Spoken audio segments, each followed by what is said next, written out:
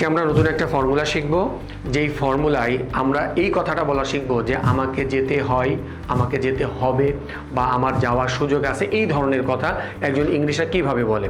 আসুন খেয়াল করেন। আই হ্যাভ টু গো, আমাকে যেতে হবে। এখানে ব্যাপারটা হচ্ছে আপনি যখন বলবেন আমাকে যেতে হবে, আমাকে খেতে হবে, আমাকে নিতে হবে, আমাকে রান্না করতে হবে, এই ধরনের কথা বোঝাবেন, তখন আপনাকে I have to go formula ব্যবহার করতে হবে। মনে রাখতে হবে এখানে গো এর জায়গায় আপনাকে V1ই দিতে হবে। যেমন আমাকে রান্না করতে হবে আই হ্যাভ টু কুক, আমাকে অফিসে যেতে হবে I have to go to office, আমাকে ফুটবল খেলতে হবে I have to play football. এই যেতে হবে এটা কিন্তু বাধ্যতামূলক ব্যাপার নিয়ে কথা বলে। যেমন ব্যাপারটা যদি বাধ্যতামূলক হয় তখন আপনাকে আই হ্যাভ টু গো ব্যবহার করতে হবে।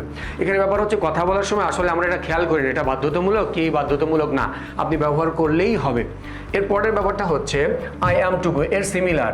এখানে ব্যাপারটা কি আমাকে যেতে হয় অথবা হবে। আপনি যদি হয়কে ইন্ডিকেট করেন বেশি, আমাকে রান্না করতে হয়, আমাকে পড়তে হয়, আমাকে খেলা করতে হয়, এই ধরনের কথা বলেন, তাহলে আপনাকে আই অ্যাম টু গো ব্যবহার করতে হবে। এই হয়টা আবার অনেক সময় হবে বলেও বোঝায়, কিন্তু এটা সাধারণ অর্থে ব্যবহার করা হয়। ক্লিয়ার? এরপরে ব্যাপারটা হচ্ছে আই গেট টু গো, একই ধরনের কথা কিন্তু আমি যাওয়ার সুযোগ পাই, তার মানে আপনার কোথাও একটা সুযোগ আছে এমন ধরনের কথা বোঝানোর জন্য আই গেট টু গো ব্যবহার করবেন। তবে এইটাও কিন্তু আমাকে যেতে হয় বা হবে এইটাকে ইন্ডিকেট করে।